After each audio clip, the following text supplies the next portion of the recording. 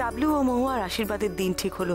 হাতে এত কম সময়, আর আশীর্বাদের কত জোগাড় বাকি। কাজের অন্ত নেই, সবাই ব্যস্ততার মধ্যে।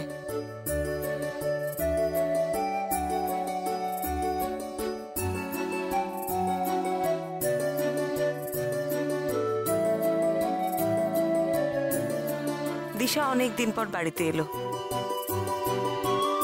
নিপার বর মানে আমাদের বাড়ির বড় জামাই অর্ণব এলো বহুদিন পর তিন্নিকে নিয়ে।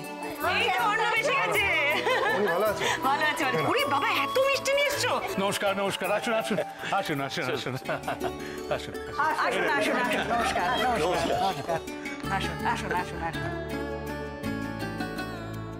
আমি আলাপ করিয়ে দিই। এই হচ্ছে মহুয়ার জ্যাঠামশাই। নমস্কার। জ্যাঠাইমা ও হচ্ছে মেসোমশাই। নমস্কার। মাসিমা আর ওদের মেয়ে দোলা। বাহ, আপনাদের বাড়িটা তো খুব সুন্দর। হ্যাঁ, মানুষগুলোকে দেখেও তো আমার ভালোই লাগছে। তাও তো এখন আপনারা আমাদের বাড়ি রান্না খাননি। আমার বৌদির হাতে রান্না খেলে না পাগল হয়ে যায়। ওরা আমার গুণগান গাইতে হবে না। মহুয়াও খুব সুন্দর রান্না করে আমি জানি। ছুটির দিনে অনেক কিছু রাঁধো না তুমি, আমি শুনেছি। আপনারা এইভাবে দাঁড়িয়ে আছেন কেন? প্লিজ বসুন বসুন। হ্যাঁ হ্যাঁ, ডাবলু বাবা বসুন বসুন। হ্যাঁ প্লিজ ডাবলু, সবাইকে প্রণাম করো। ঠিক আছে ঠিক আছে ঠিক আছে। থাক থাক বাবা, সুখী হও সুখী হও। বেঁচে থাকো বাবা, বেঁচে থাকো।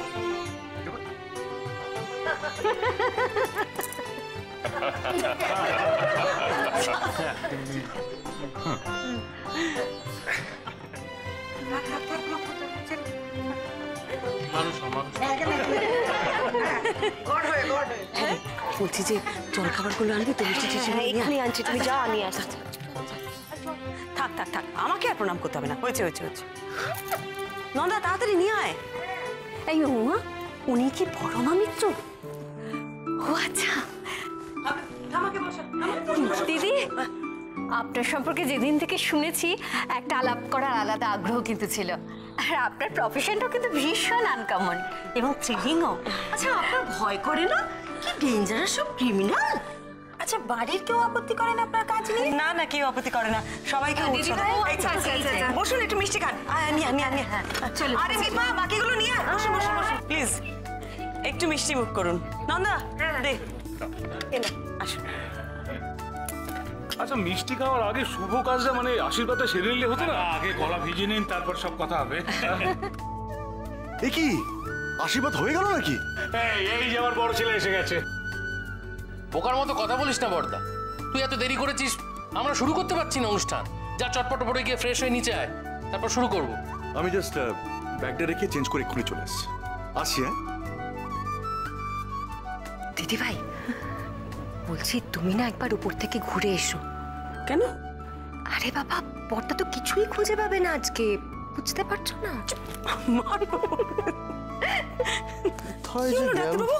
তুমি ঘরে কি করছো? নিচে চলো, সবাই তোমার জন্য অপেক্ষা করছে তো। আরে আমি তো রেডি পরে, কিন্তু বোতামই তো খুঁজে পাচ্ছি না পাঞ্জাবি। সব তো রেখে যাই হাতের কাছে। বোতাম তো এখানে থাকে, জানো না তুমি? একটা কিছু যদি নিজে নিয়ে নিতে পারো। এই তো বোতাম, নাও বোতামটা পড়ো। নিচে চলো তাড়াতাড়ি। না পড়ো, পড়ে এসো নিচে। কি হলো? এসো নিচে মানেটা কি? আমি পড়িয়ে দাও। ডাক্তারবাবু, আমার নিচে অনেক কাজ আছে। হ্যাঁ, তুমি আজ নিজে নিজে পড়ে নাও। না আমি পারবো না, তুমি নিজে নিজে পড়ে নাও। করছো কেন? থাকো না, 2 মিনিট আমাদের থাকো না। এরকম করছো কেন? একটু প্রেম করি আমরা, একটু বোতামটা পড়িয়ে দেবে আমাকে, একটু মিষ্টি মিষ্টি তাকাবে। এই করি, শোনো না, আরে সত্যি কথা বলবো তোমাকে, একদম সত্যি বলছি, তোমাকে না খুব সুন্দর লাগছে, একদম সত্যিকারের পরির মতো। ছাড়ো তো, দেরি করে এসে এখন প্রেমের বাণী দিচ্ছে।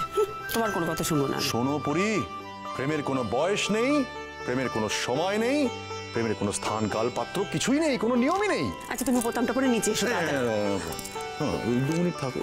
না, আমার নিচে অনেক কাজ আছে। তোমার সব মতলব আমি জানি। মতলব? আমার তো সবসময় ভালো মতলব, একদম প্রথম থেকে। এরকম করছো কেন? আচ্ছা নিচে চলো। বোতামটা পরে দাও, তারপর তুমি যাও। আচ্ছা পরে দিচ্ছি, তাড়াতাড়ি চলো। কেউ এসে যাবে, কি কেউ আসবে না, আরে কেউ, সবাই নিচে ব্যস্ত।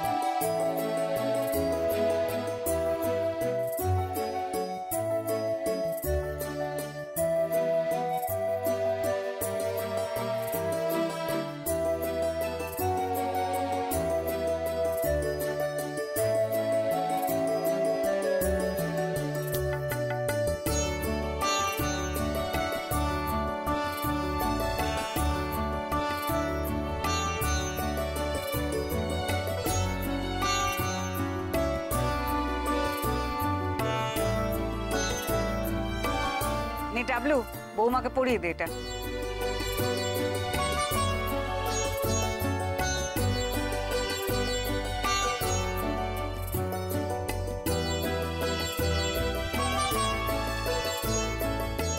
হ্যাঁ, পড়া।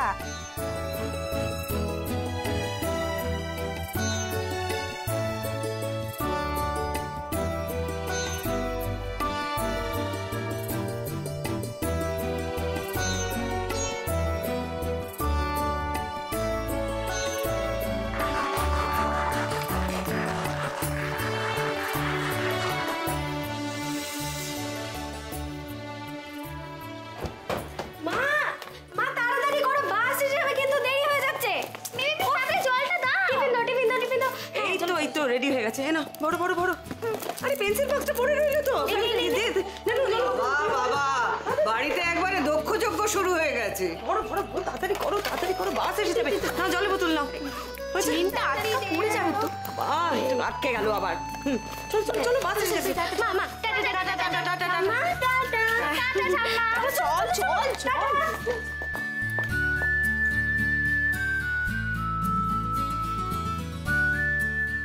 মেয়েগুলো চলে গেল, বাড়িটা একবারে ফাঁকা হয়ে গেল।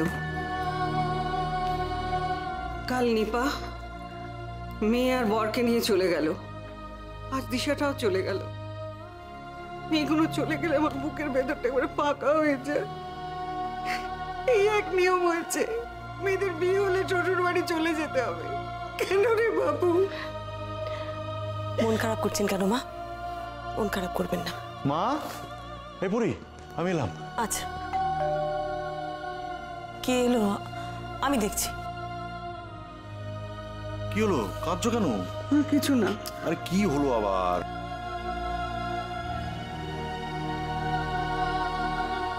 হুমা, নিপা, তোরা সকালবেলা?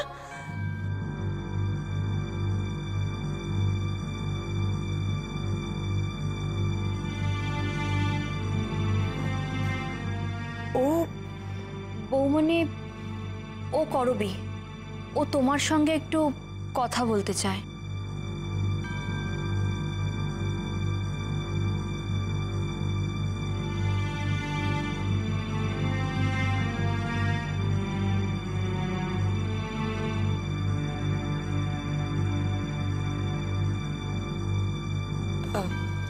এসো, ভেতরে এসো।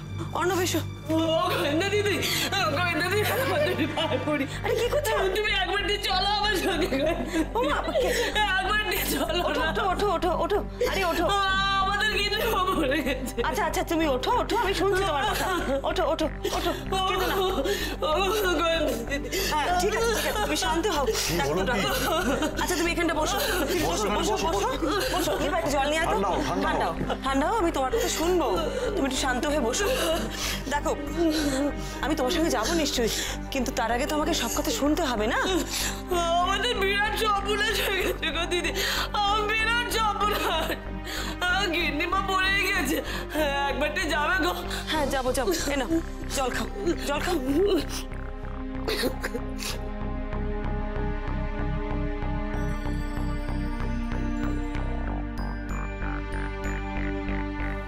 গিন্নিমা মারা গেছেন মানে কি হয়েছিল তোমার গিন্নিমার?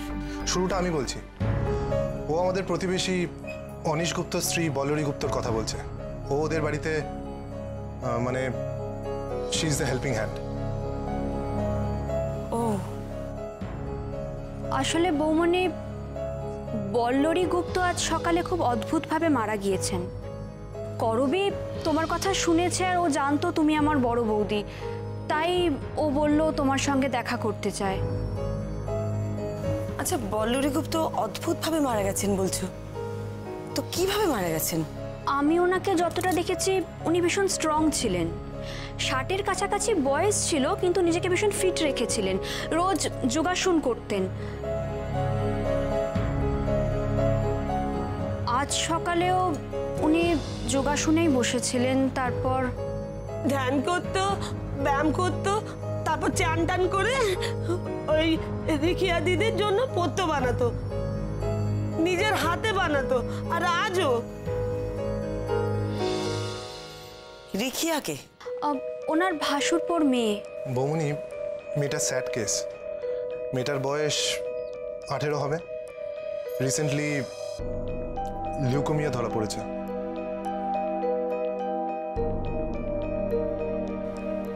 Advance stage.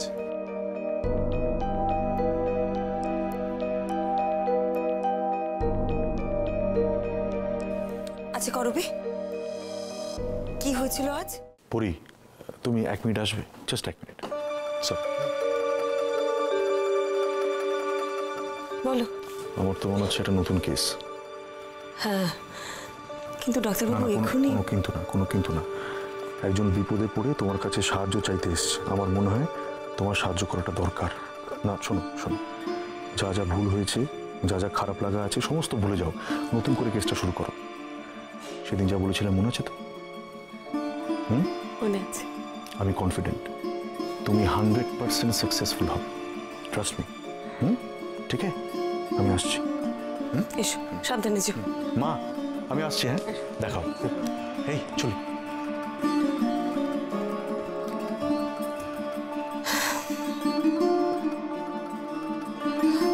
বলো করবি। আমি তো রান্নাঘরে কাজ করছিলাম, তারপরে গিন্নিমার আসতে দেরি হচ্ছে দেখে ভাবলাম যাই গিয়ে দেখে আসি। তারপরে এসে দেখি দরজা বন্ধ, ভেজানো।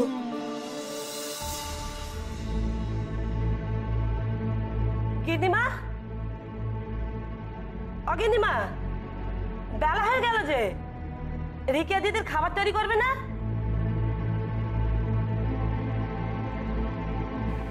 সাড়া নেই কেন? এত সময় তো গিন্নিমার লাগে না। ঢুকে দেখবো চা নিয়ে গেছেন কিনা।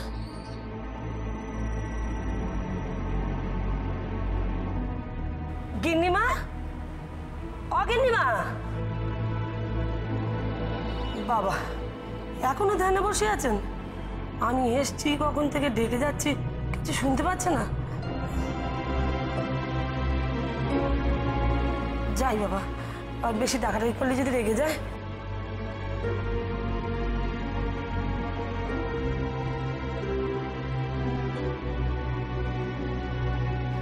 কেমন যেন লাগলো গিন্নিমারে, মোটে নিঃশ্বাস পড়ছে না, পাথরের মতো বসে রয়েছে। ফের কাছে গেলুম। গিন্নিমা, ও গিন্নিমা,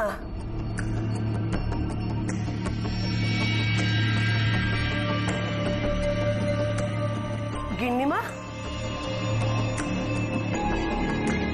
অগিন্নিমা, গিন্নিমা।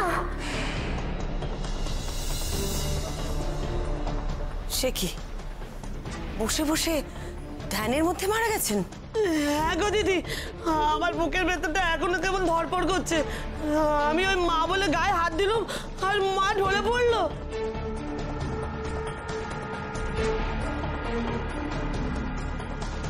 ডাক্তার কি বলল? স্বাভাবিক মৃত্যু?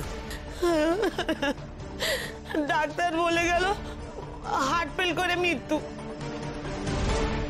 হ্যাঁ, সেটা কিন্তু হতেই পারে। মানে হার্ট ফেল তো যখন তখন হতে পারে, হয়তো কোনো সিভিয়ার অ্যাটাক হয়েছে। না, আমি ঠিক জানি গিন্নিমা মরেনি, গিন্নিমাকে মেরে ফেলেছে ওরা সবাই মিলে। একখানা হারের জন্য ওরা কি করছিল। হার? কিসের হার? দাঁড়া দাঁড়ো, কি কি ব্যাপারটা বলো তো। একখানি হিরে সাতনারি হার, সেটা নাকি গিন্নিমার এখনো আছে। আর সেই নিয়ে সারা ঘরের লোক হাতে মাথা কাটছিল। নিপা, হারের ব্যাপারটা কি?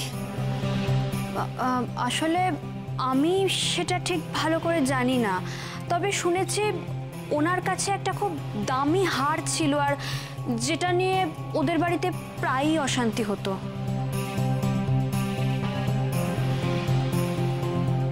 হারটা কি চুরি গেছে? সে কি করে বলবো, কিন্তু ওই হারটাই যত নষ্টের গোড়া। ওই সাতনরি হারটা কি তোমার গিন্নিমার, না ওটা ওদের বংশের সম্পত্তি? না গো দিদি, ওই বাড়ির কিচ্ছু না। আমি গিন্নিমার মুখে শুনেছি ওইটা গিন্নিমার মায়ের বংশের, মানে গিন্নিমার দিদিমার। আর ওই হারটার নাকি এখন লাখ লাখ টাকা দাম।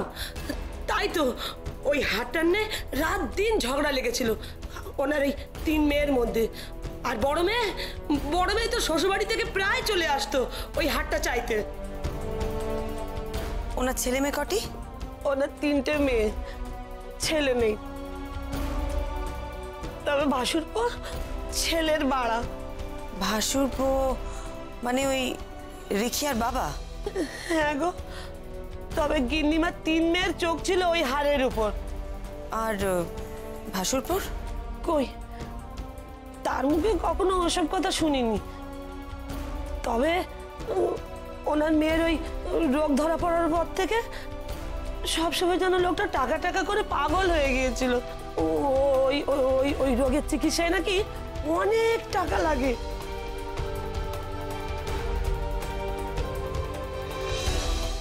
আচ্ছা, তার মানে হারটা সবাই চাইতো আর তোমার গিন্নিমা দিতে চাইতেন না, তাই তো? হ্যাঁ গো, তারপর গত সপ্তাহে গিন্নিমা যখন জানতে পারলেন রিকিয়া দিদিমণির চিকিৎসায় কত কত টাকা খরচা হবে, তারপর সবাইকে ডাকলেন।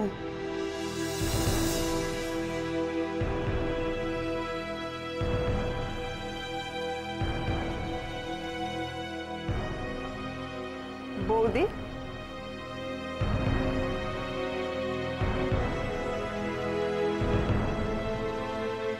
আমি একটা সিদ্ধান্ত নিয়েছি, আর সেটা তোমাদের জানাবো বলেই এখানে ডেকেছি। আমি জানি সেটা তোমাদের মনোমতো হবে না, কিন্তু আমি সারা জীবন যা কিছু করব তোমাদের মনোমতো হবে সেটাও তো ঠিক নয়। তোমরা সকলেই জানো রিখিয়ার শরীরের কি অবস্থা। তার চিকিৎসার জন্য অনেক টাকার দরকার, জলের মতো টাকা খরচ হচ্ছে। বিতানের সঞ্চয়ও সব খালি হয়ে গেছে, আর বৌমার গয়নাও কিছু অবশিষ্ট নেই।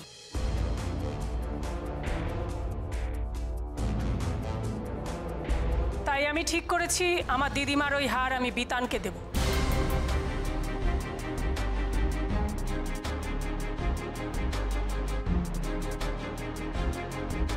ওটা বেচেই আপাতত রিখিয়া চিকিৎসা চলবে।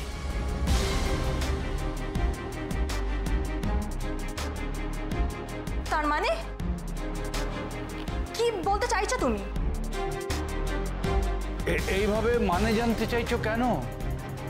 তোমাদের মা তো যা বলার পরিষ্কার বলে দিয়েছেন, এই হাড়টা বেচে রিখিয়া ট্রিটমেন্ট করানো হবে।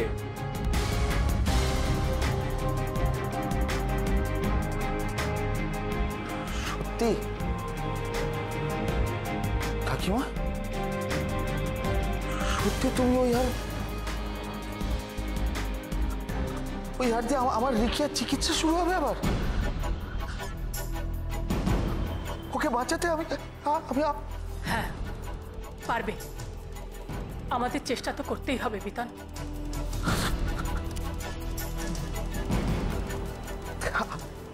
আর জন্ম তুমি তুমি আমার মা ছিলে গো। একবার একবার আমার মেয়েটাকে সুস্থ করে ফিরিয়ে আনতে দাও কাকিমা। ওই হার আমি তোমাকে আবার করিয়ে দেবো, আমি আবার করিয়ে দেবো। এসবের কি মানে মা? হ্যাঁ, তুমি হারটা বড়দাকে দিয়ে দেবে? আর তোমার 3 মেয়ে থাকতে হার বড়দা কেন পাবে? ওরা কে তোমার? তোরা থামবি? কিভাবে মায়ের সঙ্গে কথা বলছিস? অসভ্যের মতো মুখে মুখে কথা। সে বোধ ওদের নেই ঠাকুরজি। শোনো তোমরা, যার প্রয়োজন সেই ওই হার পাবে।